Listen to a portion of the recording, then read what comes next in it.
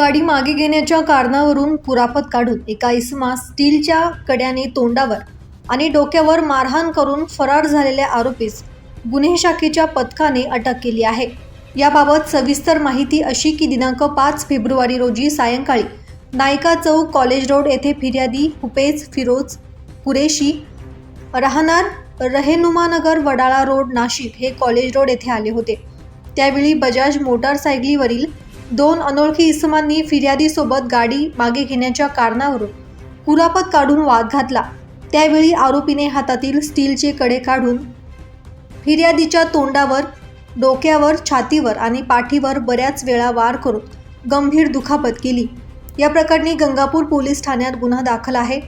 याबाबत गुन्हे शाखा अंबड युनिटचे पोलीस हवालदार भगवान जाधव, भूषण सोनवणे आणि चारुदत्त निकम यांनी मिळालेल्या गुप्त माहितीवरून नमूद गुन्ह्यातील पाहिजे असलेला आरोपी अजय लक्ष्मण तायडे राहणार तोरणा नगर सिडको येथे असल्याची माहिती मिळाली। त्यानुसार पोलीस पथकाने तोरणा नगर येथे सापळा लावून अक्षय तायडे याला ताब्यात घेऊन पुढील कारवाईसाठी गंगापूर पोलिसांच्या ताब्यात दिले। ही कामगिरी पोलीस आयुक्त संदीप कर्णिक, पोलीस उपायुक्त किरण कुमार चौहान, सहाय्यक पोलीस आयुक्त संदीप मिटके यांच्या मार्गदर्शनाखाली वरिष्ठ पोलीस उपनिरीक्षक जगवेंद्र सिंग, पोलीस उपनिरीक्षक मोतीलाल पाटील, पोलीस हवालदार प्रकाश गोडके, भूषण सोनवणे, भगवान जाधव, चारुदत्त निकम आणि सविता कदम यांनी केली।